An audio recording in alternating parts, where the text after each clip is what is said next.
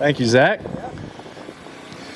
Well, I am here today to talk with you about materials for your van build.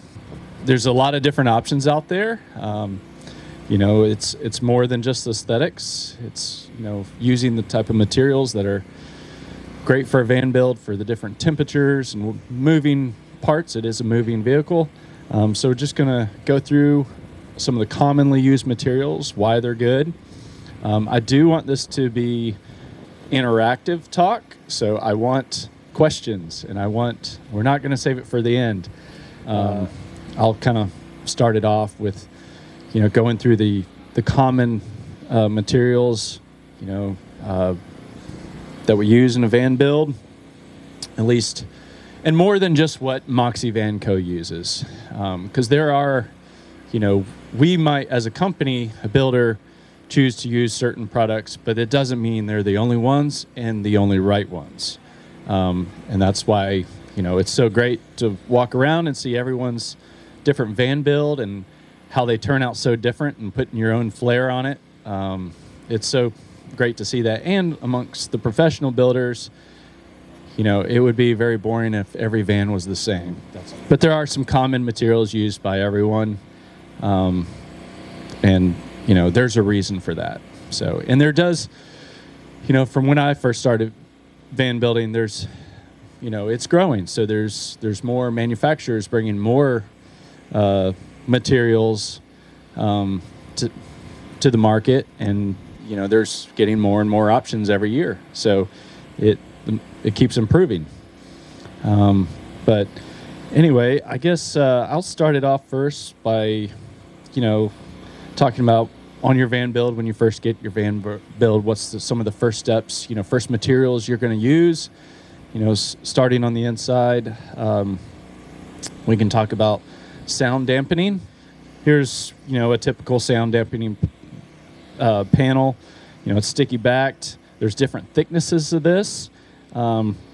This is something that makes a world of difference. If you don't know that already, you take an empty cargo van and you just put some of these panels on the floor and the walls and the ceiling and drive down the road. It's amazing the impact, how quiet your van just became, and all you did was add these to it. The wheel wells in the back are a big source of road noise and vibration, and those covered up with sound dampening panels really keeps things quiet. Because at the end of your build, you want to drive down the road and, be able to listen to your music or have a conversation with, one of your friends or passengers. So that's a big key thing that is very important early on in your build. Moving on to what I have up here, couple different types of insulation. This is Havelock wool. I'm sure a lot of you have heard about it. And of course, a lot of you, I'm sure, have done van research, and so it's a common great one. I'll talk about some advantages of that, and then below that I have the thin-slit insulation. There's obviously other choices as well. These are the two most popular, probably the best there is to get your hands on. They're different price points as well, but the sheep's wool insulation, Havelock wool, is great because it's easy to install. You can tear it. You don't even need scissors to install this. It's just like your wool sweater. It's all natural, which we love. The best part, it's easy to stuff in the nooks and crannies in your van and achieve good thick R value in your van. Also, its moisture capabilities. It can get wet, but it will shed the moisture just like your wool clothes very easily. So hydrophobic is the correct word. Same with thin-slit insulation. It's actually great for that too. Not as all natural, but has a great R value. And also both of these, you add these, when you're building your van, that insulation also helps with sound as well. It's not just insulation, really keeps your van quiet. You want your van to stay cool in the summer and keep the heat in the wintertime, so that you get that when you open your windows and your roof vent, you're getting good air circulation, and your van's not just becoming a hot box in the summertime or losing all its heat in the wintertime. So these are two very, very important base materials that you will use in your van build. And it's all personal preference really on what these two both have advantages. There's really no disadvantages to them. They're the most commonly used, at least for professional van builders, and they work great. We typically use the wool insulation most now. We've done, van builds with Thinsulate as well. Used to use more Thinsulate. The last few years, it's been all wool insulation. We really like the Havelock wool insulation because, these are vehicles. These are moving vehicles. These are not houses. And your vans, all vans, built from the manufacturer have weep holes in the mud. They have, look where we're at. We're in Florida, a very humid state. When you close your doors on your van, there's humidity everywhere. You're trapping it inside. It's not a moisture-controlled environment like your house or like a house. So, you're going to get condensation in there, and the van itself is built with holes, relief holes at the bottom of the van, and you actually want, if there develops moisture in your wall panels, let's say, or behind your walls, and you're not going to see it, you want it to be able to drain out of the van and have airflow back there too. So you don't want to completely clog up all these drain holes that are in the bottom of your wall panels, and that's a pretty important thing, being that it's a vehicle. Sunshine here, we'll pass these around if you want to get your hands on them. And both these have good moisture shedding properties. They're good, Reflectix is a great add on top of these, but especially the wool, it really does. It's able to. They both shed water, but the wool is able to shed water and not build up any mold on it. So, and that's maybe one of the main differences between the two.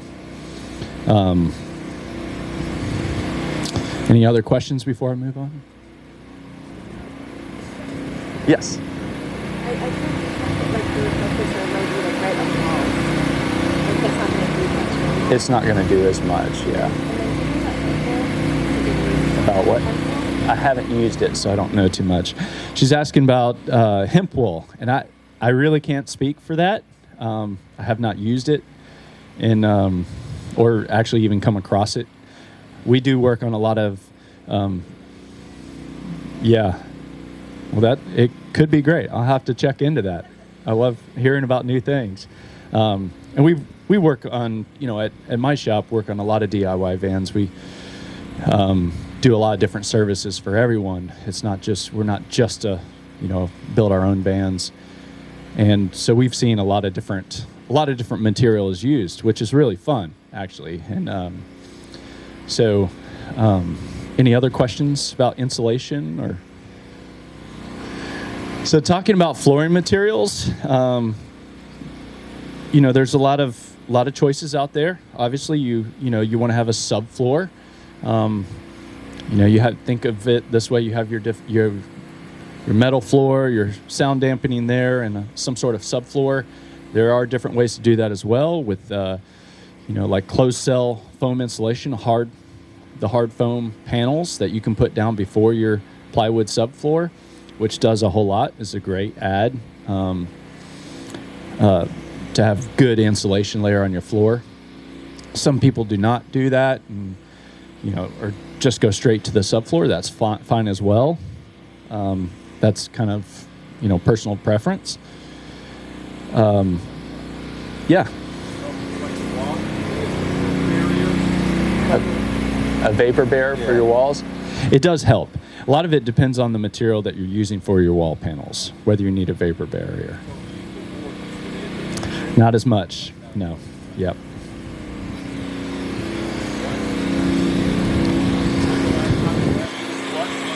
He's asking about a vapor barrier for wall panels. A lot of it depends on the materials that you're using for the wall panel.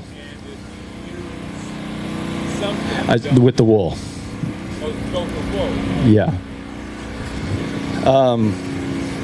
Anything else? So I'm going to pass these around. We have some different types of coin flooring. Of course, I'm sure you've seen a lot of this in vans, a lot of the professionally built vans. So I'm kind of show these couple different pieces here. There is different types of coin flooring. Like these two have the same pattern, different colors, but a big difference between these two is the backing. There is a large price difference between these two. So, if you're looking to save some money, this gray one on the left is a lot less expensive than this speckled black one. And the difference in these two, they look the same. And, if you're on a tight budget, the one on the left is still a great floor.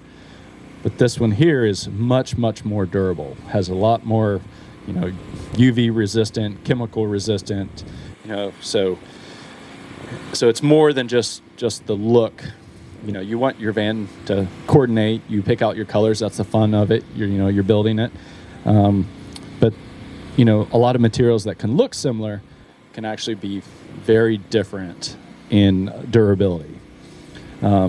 This floor, it gets how you adhesive it down to your plywood subfloor is very different than this light gray one. And I'll pass these around and let you guys feel them so you can feel the difference between a heavy duty floor and, they're both great. So I'm not saying that one is not a good floor. We actually both use both these floors on our professional builds. But, one is much more durable than the other in the long run. And a lot of that depends on how you're going to be using your van. Are you dragging pallets in and out of your van? A lot of bikes. Do you have dogs? Do you have things that are going to drag across the floor? Then you might want to go for this one. If, you're just camping in it, you're a very clean and, picky person about, wiping your shoes off before you go in your van and careful, that light gray one's going to be great for you as well. Here's some other, and these obviously you can do laminate flooring in your van, bamboo flooring. There's a lot of different choices for you. These materials that I have here, these are one-piece floorings. We like, we at Moxie, my shop, we like one-piece flooring mainly because, if you spill some coffee or spill any water, it's easy to wipe up. You're not having any, seeping down into your subfloor and which we've seen happen on people's vans where the floor swells and, you can start getting bubbles in your floor. So a one-piece floor is very good, watertight seal. This, here's another floor. It's the same material as that durable coin flooring, but just a different pattern, different design. There's a lot of different options. This is from a company called Lawn Seal. You may have heard of it. It's a very good company out west, big in the aircraft and boating industry, specialty vehicles. This floor right here is kind of neat. It's similar to like the 2-Tech 2 flooring that you're seeing, but this is a pontoon boat floor. So it's good with water. It's a little softer on your feet, so if you're looking for a nice soft touch on your van floor, this is a great one to do. And of course it's got the weave pattern. You can get, there's a bunch of color options for this one. Sunshine, you want to pass these around? You guys have any questions on flooring? Yes. And it's more about using the right glue and applying it correctly. There's a lot of different types of glues out there. That the one coin flooring that I said is extremely durable. That floor you put down with a different adhesive than the less expensive felt backed one. So that actually takes like a 2-part epoxy, and and you have about 30 minutes of working time before it hardens up like concrete. But it's there forever. The other one with the felt back, it's a great floor too, but you use a spray adhesive glue to that. And that is something, you're spraying, you're spraying both parts. And you let them sit, they get tacky, and then you put them together and roll out the floor. It is, depending on if you're using a good type of glue and the one that's meant for that, it's the, you can peel that one up if you needed to. But, from my experience, I've never seen any inherent risk. I mean, it's more like there's some low VOC glue out there, but any type of glue, something that has super high bonding strength is something you probably want to wear a mask around. Have a well ventilated shop or garage wherever you're working. You don't really know what kind of chemical. When you work with chemicals, you want to play it safe on that front. Any other questions on flooring? Moving on to some other types of fabrics. Obviously, this kind of, talking about wall panels and fabrics, ceiling panels. This could even be for seat cushions, depending on where you might put some fabric. For wall panels and ceiling panels, there's a lot of different options you can have no fabric in your van as well, and do tongue and groove or shiplap. A lot of different options, bamboo, pine, poplar, fir. There's a lot of cool options out there. And when you see, looking around at a lot of these professionally built vans, you're going to see all of those things as well, done very well. And of course, in some of these vans back here, on fabrics, if you were to use some fabrics, I'll show you. We use a lot of different stuff, but mainly we're using acrylic fabrics, or fabrics that can hold up to the glue, the spray glue that we're using to adhere them to the van metal or to a wooden panel. Not all fabric works with that type of glue, and so acrylic fabric is more, can handle that. Some fabrics, the glue would bleed through, will even melt the fabric. There's some wild things that can happen. So you want to choose your fabric that is made to be glued to a different substrate. I've got, and we'll pass these around again. Here's a trunk liner type fabric from the automotive industry. It's actually stretchy, so it can go around a lot of curves, which is kind of pro to this fabric. It's also very durable type of fabric. Can handle a lot of abuse. Of course, this is just one color of it, but it blends in well with a lot of different wall panels and floor panels. You can cover your door jambs. Some of these vans have those, the foam blocks that you see in the Sprinters and the Transits and and the smaller foam blocks in the ProMasters. This particular fabric is stretchy and does a great job. Those things are hard to fabric. This does awesome around them. It can stretch and conform to all those curves. This is kind of a wild fabric, but it's just a example of another acrylic fabric that works good with the spray adhesive. These tweeds that I have here, just several different colors, which I'm sure most of you have seen this type of fabric. This is probably the #1 fabric used in the van industry. It's made in a lot of different colors, different mixed colors, but this stuff is really durable. And it works great for wall panels, 1/4-inch plywood, stuff like that. If you were to use fabric on your wall panels and ceiling panels. A lot of different options there. And, it has a nice firm back. You can see this piece actually had some glue on it. Yes. It's actually called a number of things. It's a tweed fabric. It's actually what's used in church pews. And there are a lot of manufacturers of this fabric, so there's really no one name to tell you. But they all are basically making the same thing.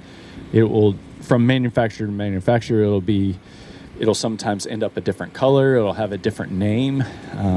But there's a lot of similar manufacturers of this fabric. So depending on where you order it from. So really the best thing is to Google what I just told you, church pew fabric.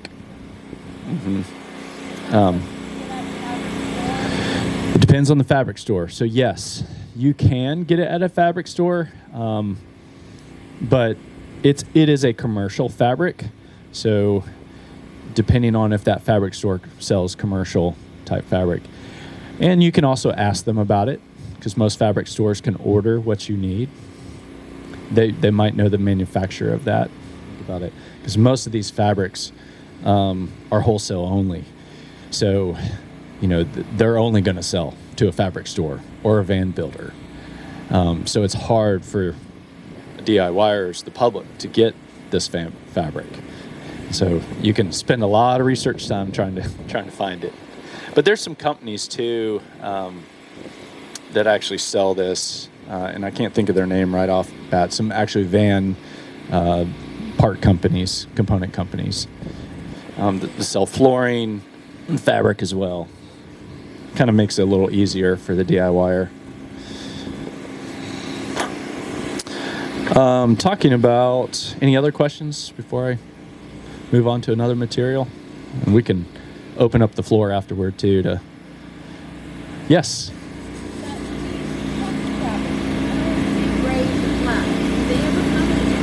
Yes, they do.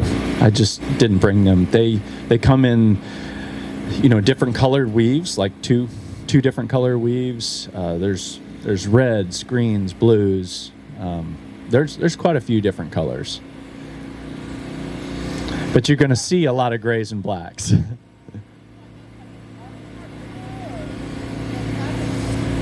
For the trunk liner, same. You're going to find that of more of an automotive upholstery store.